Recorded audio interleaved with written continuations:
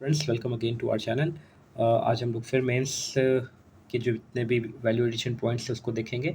ये पॉइंट्स सभी कलेक्ट हुए हैं आज के पेपर से और एडिटोरियल से। सिर्फ हिंदू और एक्सप्रेस के एडिटोरियल नहीं, टाइप्स ऑफ इंडिया के भी एडिटोरियल्स और भी डिफरेंट एडिटोरियल से भी कलेक्ट हुए हैं, ताकि आपको एक ही जगह पर सब इन्फॉर्मेशन मिलते रहे। ठीक है, अभी आ जाओ, क्या क्या इश्यूज़ हैं, क्या क्या न्यूज़ में था आज, सब कुछ देख लेते हैं। पहला तो देख लो, साइमल्टेनियस पोल का बात हुआ है। साइमल्टेनियस पोल का बात हुआ है। मैं बोल नहीं पा रहा हूँ, साइमल्टेनियस, ओके, साइमल्टेनियस पोल का बात हुआ। इसमें मतलब क्या कि एक साथ ही ना स्टेट इलेक्शन और लोकसभा का भी इलेक्शन करने का बात हो रहा है। ठीक है, अब इसका क्या इशू आ सकता है, क्या एजेंडा हो सकता है, क्या बेनिफिट है और क्या क्या इसके बारे में पहले ही बात हो चुका है, वो सब देखना है। और कितना चेंज करना पड़ेगा इलेक्शन रूल्स में, क्या चेंज करना होगा कॉन्स्टिट्यूशन में, ये सब भी आगे में एक इन्फॉर्मेशन है आपके सामने, मैं लाऊंगा तो आपको समझ में आ जाएगा। ठीक है, एक और है पेंशन के जो भी सुविधा होता है ना, पेंशन का जो भी प्रोसीजर होता है उसको ईज करने का जरूरत है, उसको रिड्यूस करेंगे ना, जिसकी वजह से एल्डरली को बेनिफिट्स मिलेगा। एक थॉट प्रोसेस है, आप इसको इंक्लूड करना अपने आंसर में। फिर ओनम खत्म हुआ अभी बहुत अच्छे से, तो पोलिकली डांस जो होता है, टाइगर डांस जो कहते हैं, उसके एंड में, ओनम के एंड में हम लोग पोलिकली डांस डांस देखते हैं। मेंटल हेल्थ के लिए हमारा संजीवनी सपोर्ट सिस्टम है, इस तरीका का आप इसको एग्जाम्पल में डाल सकते हो मेंटल हेल्थ के बारे में। अब एम्पैथी का एग्जाम्पल क्या आता है हमारे सामने? ओके, एम्पैथी का एग्जांपल क्या है कि पेटा जो है ना, उसने एक ऑर्गेनाइजेशन, उसने ये कहा कि ग्लू टैप जो हम लोग यूज़ करते हैं ना, ग्लू ग्लू ट्रैप, एक मिनट रुक जाओ। ओके, ग्लू ट्रैप जो हम लोग यूज़ करते हैं किसी जानवर को पकड़ने के लिए, रोडेंट्स को पकड़ने के लिए, जैसे क्या होता है ग्लू ट्रैप, कि ग्लू टाइप का लगा रहता है सरफेस पे। अगर एक रोडेंट यहाँ से यहाँ चल के आया और इस पर बैठा ना, तो ये यहाँ चिपक जाएगा, आगे जा नहीं पाएगा। तो ये बहुत ही डिसह्यूमन चीज़ है, बहुत ही तरपा तरपा के मारने वाला चीज़ है, तो इसको बैन करना चाहिए। तो इसको किसने बैन किया? तो अरुणाचल प्रदेश जो स्टेट है, मतलब वहाँ पे इसने बैन कर दिया है। ठीक है, तो ये एक एग्जाम्पल का एम्पैथी का एग्जाम्पल हम लोग के सामने आता है। ठीक है, इसको जरूर कोट करेंगे, अगर याद रहा तो इसे जरूर कोट करना। अब हम लोग को याद रखने का तरीका तो हम लोग को पता ही है कैसे हम लोग करते हैं। एम्पैथी हो गया, उसके बाद पेटा का बात है, पेटा ने क्या किया, ग्लू ट्रैप का बात किया, कहाँ पे? तो असम नहीं, अरुणाचल प्रदेश में बैन करने का बात किया वहाँ पे। ठीक है, अभी आज दूसरा देख लेते हैं, कोम कम्युनिटी कहाँ पे है? कोम कम्युनिटी मणिपुर का है, तो ये हमारा आ जाएगा प्रीलिम्स में। कोम कोम मणिपुर, कोम कहाँ है? मणिपुर में है। कोम कम्युनिटी कहाँ है? मणिपुर में है। मणिपुर में क्या है? तो कोम कम्युनिटी है। कोम कम्युनिटी कहाँ है? मणिपुर में, दो बार बोल लो, कोम कम्युनिटी मणिपुर। ठीक है, और देख लो मणिपुर में क्या है? कोम कम्युनिटी। ठीक है, मांगरी ओरांग, एक हमारे 1921 में इनको ब्रिटिश ने मारा था। इनका मतलब इन्होंने ना ब्रिटिश के अगेंस्ट लिकर और ओपियम को लेके प्रोटेस्ट किया था। ठीक है, तो अगर ये अनसंग हीरोज़ में हमारा अगर ये क्वेश्चन आ जाए कि हमारे मांगरी ओरांग कौन थे, कब मरे और किस लिए इनको मारा, मतलब कब मारा इनको मारा ब्रिटिश ने, तो ये सब आपको पता होना चाहिए, मांगरी ओरांग। ठीक है, मांगरी ओरांग, तो आपको इतना इन्फॉर्मेशन जरूर आना चाहिए इसके बारे में। अब एक और एग्जांपल है कि अभी हाई कोर्ट ने प्रज्वल रेवन्ना, इनका जो वो था, इलेक्शन में जीत गए थे बट उनको नल एंड वॉइड डिक्लेयर किया है। ठीक है, कुछ मैलिशियस प्रैक्टिस जो होता है ना, उसकी वजह से, उसमें तो नहीं जाना है, बट आप एग्जांपल में इसको डाल सकते हैं। इलेक्शन का जो भी आरपीए वाला जो भी आता है ना क्वेश्चन, उसमें आप इसको डाल सकते हैं कि क्या नाम है? प्रज्वल रेवन्ना, प्रज्वल रेवन्ना। ठीक है, इलेक्शन में मैल फंक्शनिंग का मतलब इसको इनको सॉरी, इनके इलेक्शन को नल एंड वॉइड किया गया। ठीक है, चाइना का इशू एक एडिटोरियल था हमारा। चाइना में जो इकोनॉमिक स्लोडाउन चल रहा है, 5.5% बताया जा रहा है इकोनॉमिक ग्रोथ। अब इतना इकोनॉमिक ग्रोथ का इम्पैक्ट चाइना, देखो चाइना के इकोनॉमिक ग्रोथ का इम्पैक्ट इंडिया पे कैसे पड़ेगा, ग्लोबल सप्लाई चेन पे कैसे पड़ेगा, और इंडिया को इससे क्या बेनिफिट हो सकता है, कैसे हम लोग चाइना 1+ पॉलिसी को अडॉप्ट कर सकते हैं इस फेज़ में, और क्या गलती जो चाइना ने किया है ना, उस गलती को हम लोग नहीं करें, तो फिर हम लोग का प्रोग्रेस हो सकता है। ये सब सीखने की ज़रूरत है। अब देख लो इस टर्म में क्या आता है, मिडिल इनकम ट्रैप। ठीक है, स्लो डाउन, पहला तो आप डाल सकते हो मिडिल इनकम ट्रैप डाल सकते हो। ग्रोथ क्या हो गया? अनसस्टेनेबल, अनस्टेबल हो गया ग्रोथ, अनबैलेंस्ड हो गया है, अनकोऑर्डिनेटेड है, अनसस्टेनेबल है। ठीक है, तो देख रहे हो ना, अनस्टेबल, अनबैलेंस्ड, ये हो गया अनकोऑर्डिनेटेड और सस्टेनेबल, सब एक जगह पे आ गया। ठीक है, तो ये सब जब होता है तो ग्रोथ पे नेगेटिव इम्पैक्ट पड़ता है। ठीक है, अभी ग्लोबल फाइनेंशियल मेल्टडाउन हुआ था 2008 में। अब इसका क्यों हम लोग पढ़ रहे हैं, जब मेल्टडाउन हुआ ना ग्लोबल फाइनेंशियल मेल्टडाउन, उस वक्त चाइना ने क्या किया ना कि चाइना बोला कि नहीं ठीक है हम लोग तो इन्वेस्ट करेंगे, इन्वेस्ट इन द मैन्युफैक्चरिंग में इन्वेस्ट किया, इंफ्रास्ट्रक्चर में इंफ्रा में इन्वेस्ट किया, इंडस्ट्री में इन्वेस्ट किया। इसकी वजह से क्या हुआ कि इकोनॉमिक में प्रोग्रेशन आ गया, जॉब इंक्रीज हुआ, ठीक है। उसके बाद से पॉजिटिव मल्टीप्लायर इफेक्ट जो होता है उस तरीके को देखने मिला। तो ये भी चाइना का ये पॉलिसी था कि उसने 2008 के बाद इन्वेस्ट करना शुरू किया। अब जो हमारा ये जो इकोनॉमिक ग्रोथ है, अब ये कम क्यों है, पहले तो इसको समझना पड़ेगा। जो भी इकोनॉमिक ग्रोथ है, मतलब एक minute, issue in low economic growth क्यों होता है, तो जब कंजम्पशन कम हो तब ऐसा होता है, रीजनल इनइक्वालिटी है तब ऐसा होता है, और लो सोशल सिक्योरिटी है तब ऐसा होता है। एक एक टॉपिक को समझ लेते हैं। अब मान के चलो कि यहाँ पे 4 पर्सन हैं, सब कोई 10 केजी आटा खरीदता था, 10 केजी ये 10 केजी ये, टोटल हो गया 30 केजी, ठीक है। मतलब 10 केजी का दाम है 500 रुपया, तो ये हो गया आपको कितना, बताओ भाई, सी सेट, सॉरी क्या, नहीं 10, ओके एक मिनट रुक जाओ, 500 इंटू 15, 1 2 3, 15,000 रुपया हो गया ना ये भाई, ऐसे नहीं करो यार। तो ये आपको हो गया क्या, एक जो शॉप ओनर था उसको 15,000 रुपया मिलते थे, ठीक है। अब ये लोग ने सब कोई 5-5 केजी खाना शुरू कर दिया, ठीक है। तो ये हो गया, तो मतलब इससे जो भी पैसा वो कम आने लगेगा, ठीक है। तो ये क्या होगा ना कि ये आगे खरीदना कम करेगा, खरीदना कम कर तो मिल ओनर से कम लेगा, मिल ओनर से कम लेगा तो एग्रीकल्चर का जो इशू है पूरा, एग्रीकल्चर का जो फार्मर है उनको कम मिलना शुरू हो जाएगा। तो एक देख रहे हो, मतलब आपकी कंजम्पशन से पर्टिकुलर आदमी के कंजम्पशन कितना बड़ा इम्पैक्ट पड़ता है, ठीक है। समझ में आ रहा है बात। आप जो कंज्यूम करते हो, जो अमाउंट देते हो, वो जाता है आपके रिटेलर को, रिटेलर जाता है आपके किसको, जो भी सप्लायर होता है उसको, वो जाता है फिर बेस इंडस्ट्री को जाता है, या जो भी जहाँ से वो लेता है। उसके बाद आपका होलसेलर हो गया, उसके बाद आपका जो बेस प्रोडक्शन होता है ना जहाँ पे, वहाँ जाता है। तो जैसे जैसे डिमांड कम होने लगेगा, उस तरीके से सप्लाई अगर वहाँ पे क्या है, बूस्टेड है, इन्वेंट्री में बहुत स्टॉक है, तो वो धीरे धीरे खराब होना शुरू होगा। अगर वो मतलब ईटेबल्स है, ठीक है, तो इसकी वजह से भी यहाँ पे प्राइस कम होगा, प्राइस कम होगा तो जो भी इनका प्रॉफिट कम होगा, और प्रॉफिट कम होगा तो पूरा सप्लाई चेन में इशू आ जाएगा, ठीक है। समझ रहे हो। तो कंजम्पशन लेवल अगर लो हो जाएगा तब ऐसा इशू आता है। अब कंजम्पशन लेवल को लोग मतलब हाई रखना चाहते हैं, सभी सरकार कंजम्पशन को हाई करना चाहती है कि लोग नहीं खरीदे, लोग ऐसा खरीदे, मतलब न्यू प्रोडक्ट आए मार्केट में, न्यू प्रोडक्ट आते रहे, इम्पोर्ट सही रहे, एक्सपोर्ट सही रहे, कि न्यू प्रोडक्ट आए, लोग दिवाली सेल करें, मतलब और भी फेस्टिवल का सेल करें। फेस्टिवल सेल्स में देखते हो ना कितना भीड़ रहता है, वो सब क्या होता है, इम्पैक्ट करता है। एक मिनट, सॉरी, वो सब क्या इम्पैक्ट करता है, हमारी इकोनॉमिक ग्रोथ को इम्पैक्ट करता है। ओके, चलो बहुत अच्छे से एक्सप्लेन हुआ है, अब आगे देख लो। और क्या क्या है कि रीजनल इनइक्वालिटी का बात कहा गया। रीजनल इनइक्वालिटी तो क्या, एक ये एरिया है, इस एरिया के लोग नहीं खरीद पा रहे हैं कुछ, इस एरिया के पूरे लोग खरीद पा रहे हैं। अब इसको कैसे समझ सकते हैं हम लोग, अब समझ लो दिल्ली और झारखंड का एग्जांपल ले लेते हैं। यहाँ पे बहुत कंजम्पशन है, बहुत लोग खरीदते हैं, नया नया एक्सपोर्ट सामान आते रहता है बाहर से, पूरा मार्केट रहे, यहाँ पे फॉरेन के भी सामान आते रहते हैं बहुत, ये बहुत ही कम कम मार्केट यहाँ पे है, ठीक है। तो यहाँ के लोग का एक्सपेंडिचर कम है, तो रीजनल डिस्पैरिटी के कारण भी यहाँ पे इकोनॉमिक ग्रोथ में कमी आ सकता है, ठीक है। रीजनल इनइक्वालिटी नहीं होना चाहिए, ठीक है। लैक ऑफ सोशल सिक्योरिटी का बात है यहाँ पे, ठीक है, इसके कारण भी इकोनॉमिक ग्रोथ कम होता है। अब इसको कैसे समझेंगे, ओके। अब मान लो कि ये हॉस्पिटल है, ठीक है, आपको हॉस्पिटल जाना पड़ा कोई कारणवश, आपको 10,000 रुपया उसमें लग गया आपका मेडिकल एक्सपेंस, ठीक है। तो आपके पास कोई इंश्योरेंस नहीं है, कुछ भी सरकार का बेनिफिट नहीं मिल रहा, आपको 10,000 पॉकेट से देना पड़ेगा।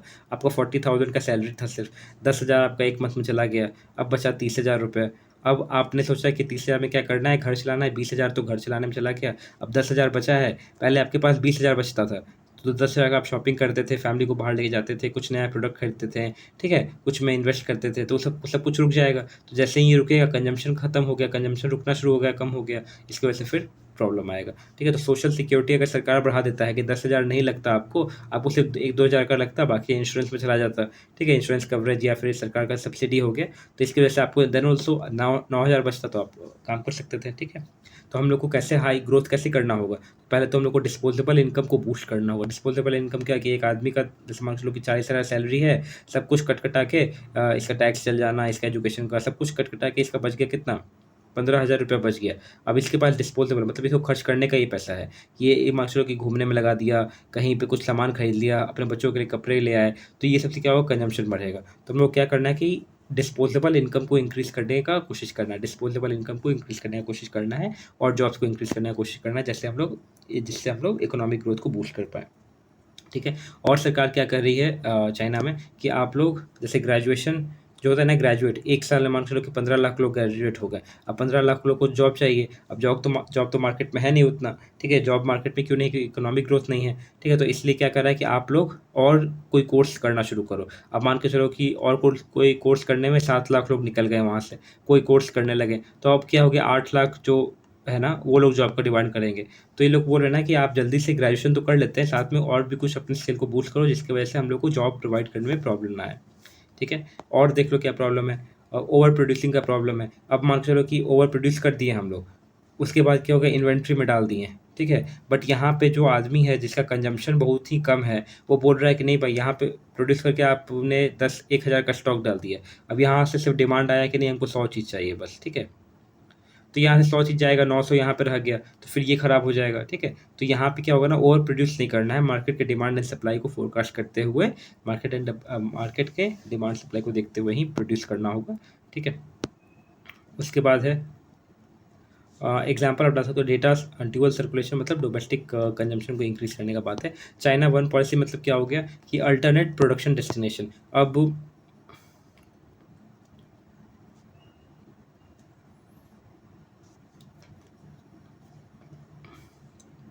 अब यहाँ से लोग, जैसे जैसे चाइना का जो इशू आया कोविड के समय, तो लोग ट्रैवल करना, मतलब जो कि कंपनीज थे ना, वो बाहर मूव करना शुरू हुए, फॉक्सकॉन हो गया ये सब।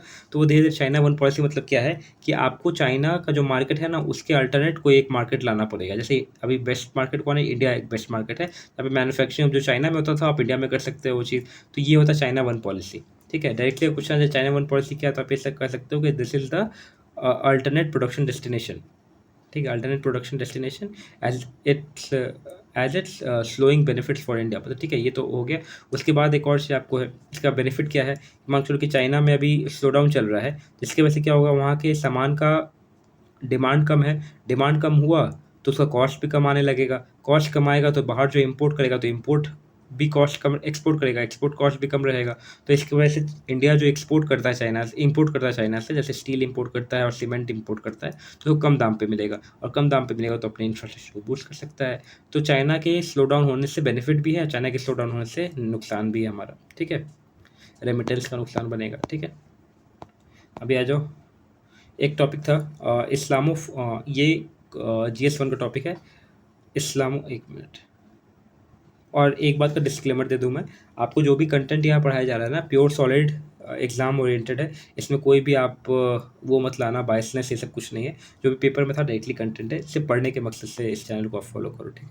इस्लामोफोबिया, कम्युनलिज्म और इंटॉलरेंस, ठीक है, तीनों अलग अलग डायमेंशन है। इसको एक साथ नहीं जोड़ना चाहिए हम लोग को, पहले तो ये कहने की कोशिश किया गया है, ठीक है। और उसके बाद सबका डिफरेंट डिफरेंट फैक्टर्स है, ठीक है। तो ये तीनों जो रीज़न है ना, ये तीनों जो रीज़न है हमारा, इस्लामोफोबिया, कम्युनिज्म और इंटॉलरेंस, ये तीनों एक ऐसा रीज़न है जो हिंदू मुस्लिम यूनिटी को चैलेंज कर रहा है अभी, ठीक है। उसके बाद क्या है कि ये सबका अलग अलग एट्रीब्यूट्स है, ठीक है। Threat to India secular order बता दिया आपको। अब ये कैसे इस्लामोफोबिया डेवलप हुआ, पहले तो काउ विजिलेंटिज्म, ठीक है। उसके बाद अजान का जो माइक्स होता है उसकी वजह से भी है। 9/11 का जो इशू हुआ यूएसए में, उसकी वजह से बाबरी मस्जिद और रिसेंट ज्ञानवापी इशू, ये सब ये क्या है, तो हमारे इस्लामोफोबिया का एक एग्जाम्पल आप डाल सकते हैं इसमें। उसका हिजाब का जो इशू आया था वो, ठीक है। तो इतना ही था, और ये तो जस्ट एक एग्जांपल है, कुछ इसमें कुछ है नहीं खास। चलो अब प्रोजेक्ट गंगा के बारे में देख लो थोड़ा। प्रोजेक्ट गंगा में अभी क्या हुआ ना कि एक रिपोर्ट आया, उसमें ये कहा गया कि सिर्फ 20% ही केपेबल हुआ है प्रोजेक्ट गंगा का जो भी इन्वेस्टमेंट है, 20% ही सीवेज को क्लीन करने लायक बना है अभी तक। देखो इतना दिन हो गया, इतना साल हो गए, लेकिन सिर्फ 20% हुआ, ठीक है। अब इसको हम लोग ये कैसे मांगे कि 20% हुआ, तो इसका क्राइटेरिया है कि डॉल्फिन्स हमारे बहुत फेवरेट टॉपिक है प्रीलिम्स का, डॉल्फिन हमारे से फ्रेश वाटर में रहते हैं, और इंडियन क्रैप ये भी सिर्फ फ्रेश वाटर में रहता है। डॉल्फिन तो सब जानेगा, बट आपको इंडियन क्रैप के बारे में जानना है, ठीक है। इंडियन क्रैप भी हमारे किस में रहते हैं, कि हो गया फ्रेश वाटर में। तो इनका पॉपुलेशन इंक्रीज होना शुरू हुआ, फिशरमैन ने देखा कि इनका पॉपुलेशन इंक्रीज हुआ, इनका भी पॉपुलेशन इंक्रीज हुआ है। तो ये हम लोग कह सकते हैं कि फ्रेश वाटर का इंक्रीज हुआ है, और जो भी पॉल्यूटेंट्स हैं उनका कमी आया है, ठीक है। तो ये सब हो गया। उसके बाद है BOD और डिजॉल्व ऑक्सीजन, हम लोग देखते हैं एक पैरामीटर है जिससे चेक करते हैं पॉल्यूटेंट्स को, ठीक है। एक और है फिसल कॉलीफॉर्म, ये भी एक मेथड है जिससे हम लोग चेक करते हैं पॉल्यूटेंट्स को, ठीक है। अब जैसे हमारा एयर क्वालिटी इंडेक्स है ना, उस तरीक़े से NMCG national mission of clean Ganga जो भी है वो एक ला रहा है वाटर क्वालिटी इंडेक्स, ठीक है। तो उसको भी आप डाल सकते हो अपने आंसर में, ठीक है। तो वाटर को बचाने के लिए क्या क्या है पहले तो समझ लो। एक वाटर है, वाटर हार्वेस्टिंग, रेन हार्वेस्टिंग, उसके बाद micro irrigation, drip irrigation, rational subsidise, power subsidy, ठीक है। उसके बाद आप क्या कर सकते हो, इन सितु ट्रीटमेंट, ठीक है। अब एक और चीज़ आ गया, वाटर क्वालिटी इंडेक्स, ठीक है। इतना कुछ एक जगह से आप लोग पढ़ लो तो हो जाएगा। चलो, अब G20 का मीटिंग हो रहा है, बहुत ही गौरवान मतलब प्राउड होने वाला समय है हमारे लिए। तो इस तरीक़ा का उनके जो भी कल्चरल रोड है ना, जिस बात से जाएंगे डिग्नेटरीज, उस पर क्या क्या रहेगा तो ये देख लो। मतलब हमारा इंडिया का पाणिनि जी का अष्टाध्यायी रहेगा, ठीक है। ये प्रीलिम्स में क्वेश्चन आ सकता है। अष्टाध्यायी किसने लिखा, तो पाणिनि ने। चाइना से भी हम लोगों ने क्या किया था ना, कि हम लोगों ने इनवाइट किया था कि आप अपने एरिया से, अपने कंट्री से कुछ कुछ कल्चरल चीज़ हम लोगों को दो, हम लोग उसको डिस्प्ले करेंगे, इस तरह का कुछ था। तो चाइना का क्या है, फाउ, अब मैं माफ़ी मांगूंगा गलत मैं बोल रहा हूँ तो, ठीक है। फाहुआ लिडेड जार चाइना का है। फ्रांस का मोनालिसा का पेंटिंग, ठीक है, डिजिटल होगा ये। यूके का मैग्ना कार्टा भी डिस्प्ले होगा। जर्मनी का गुटेनबर्ग्स बाइबल होगा डिस्प्ले। और मैक्सिको का क्वाट क्वाटलीक्यू जो वहाँ के फेमस डायटी हैं उनका स्टैचू। क्वाटलीक्यू कहाँ का है, मैक्सिको हो गया। ग्यूटेनबर्ग जी से याद रहे जर्मनी, मैग्ना कार्टा तो सबको पता है यूके, मोनालिसा फ्रांस, फाउडी जेड जार ये हो गया चाइना। और पाणिनि का अष्टाध्यायी तो पता ही है सबको। अष्टाध्यायी किसने लिखा, तो पाणिनि। चलो, और मिताक्षर लॉ, एक बार ये क्वेश्चन आया था 2021 में आई गेस, ओके हाँ। मिताक्षर लॉ किसके लिए, इनहेरिटेंस के लिए है, ठीक है। तो हिंदू, एक और चीज़ यहाँ पे देख लेना कि हिंदू सक्सेशन एक्ट जब आया ना हमारा 2005 में, जो एक्ट आया था उसमें ये बोला गया कि वुमेन और मेल दोनों को इक्वल राइट है अपने सक्सेशन में, ठीक है। तो यहाँ पे याद रखना कि मिताक्षर लॉ डायरेक्टली अगर आ जाए प्रीलिम्स में, इतना डिटेल तो नहीं पूछता है, लेकिन मिताक्षर आएगा तो आपको समझ में आएगा। उस वक्त किसी को समझ नहीं आएगा क्या है, क्वेश्चन छोड़ना पड़ गया। लेकिन आपको याद रखना होगा कि मिताक्षर लॉ क्या है, इनहेरिटेंस के बारे में बात होता है, हिंदू सक्सेशन लॉ का एक पार्ट है, ठीक है। अब वेमेन के बारे में कुछ एक इन्फॉर्मेशन है, ओके। मेलिंडा गेट्स, इन्होंने ये कहा है कि when you lift up the women you lift up the humanity. आप अगर वुमेन को लिफ्ट अप कर रहे हो, उनको सोशल प्रोग्रेस दे रहे हो, उनके साथ एम्पावर्ड वे में बात कर रहे हो, वर्ड एंड एक्शन अपना क्लीन रख रहे हो, उनको प्रमोट कर रहे हो, then you lift the humanity also साथ में, ठीक है। अब लेकिन एक चीज़ है, हम लोग किस पे काम करना होगा, जेंडर गैप पे काम करना होगा, वेज गैप पे काम करना होगा, रेशियल डिस्क्रिमिनेशन पे काम करना होगा, फिर डुअल बर्डन पे काम करना होगा, ठीक है। और फिर सेफ्टी पे भी काम करना होगा, डिग्निटी पे भी काम करना होगा। ये सब वुमेन का एक इशू है। अब साथ साथ एक और ऑथर इसमें ये क्या कर रहे हैं कि एक फेलो वुमेन का भी, जैसे वुमेन है ये एक वन, ये दूसरी वुमेन है। अब जैसे हम लोग ये मेल हो गए, तो हम लोग का एटीट्यूड चेंज करने का तो ज़रूरत है, सोसाइटी का एटीट्यूड चेंज करने का ज़रूरत है वुमेन की तरफ। बट एक वुमेन का भी एटीट्यूड दूसरे वुमेन की तरफ चेंज करने का बहुत आवश्यकता है, ठीक है। अब ऐसा नहीं कि हम लोग, सोसाइटी तो चेंज कर रहा है, जेंट्स चेंज कर रहे हैं या मेल मेंबर चेंज कर रहे हैं, सोसाइटी के सभी लोग चेंज कर रहे हैं, बट अगर एक वुमेन दूसरे वुमेन के रिस्पेक्ट में अपना थॉट चेंज नहीं करेगी, देन प्रोग्रेस नहीं हो पाएगा। अब मान के चलो कि कोई मदर इन लॉ है, मदर इन लॉ बनने से पहले जब वो डॉटर इन लॉ बनी थी, उनके साथ कुछ कुछ प्रॉब्लम आया था, ठीक है। अब वो मदर इन लॉ बन गई हैं, अब उनके घर में कोई डॉटर इन लॉ आई तो उनके साथ सेम ट्रीटमेंट कर रही हैं, ठीक है। तो फिर तो ये तो प्रॉब्लम, ये तो परपेचुएट करने लगा धीरे धीरे। जैसे आप अथॉरिटी की पावर में आए तो आप फिर उस चीज़ को डोमिनेट कर रहे हो, उस चीज़ को आप ग्लोरीफाई कर रहे हो, तो वैसे नहीं करना है, ठीक है। एक और बहुत अच्छा लाइन है ये कि empowering women does not mean that we are disempowering man, ठीक है। और वुमेन का जो भी इमेंसिपेशन है ना, जो भी अपलिफ्टमेंट है, बहुत चीज़ पे मैटर करता है।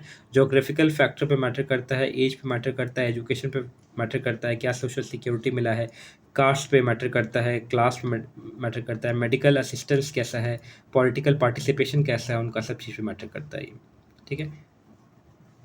थोड़ा और ब्रॉड वे में देखेंगे तो पॉलिटिकल पार्टिसिपेशन मतलब कि आप फ्रीली अपना बात कह पा रहे हैं कि नहीं, कितना आपको आज़ादी है वोट देने का, क्या आपका थॉट है पॉलिटिकल व्यू के बारे में, आप ओपन डिस्कशन में पार्टिसिपेट कर रहे हैं कि नहीं।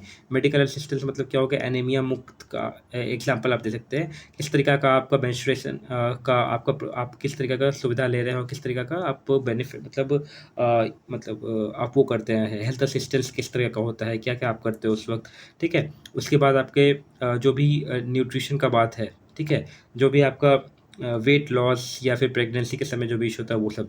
ठीक है, क्लास मतलब किस तरीके का आपका वेज है, किस तरीके का मतलब आपको क्लास सीलिंग के थ्रू तो नहीं गुजरना पड़ रहा है। कास्ट का भी बहुत बड़ा इफेक्ट आता है। ठीक है, सोशल सिक्योरिटी, हेल्थ हो गया, एजुकेशन हो गया। ठीक है, ये सब क्या है, एजुकेशन किस लेवल का एजुकेशन मिला है।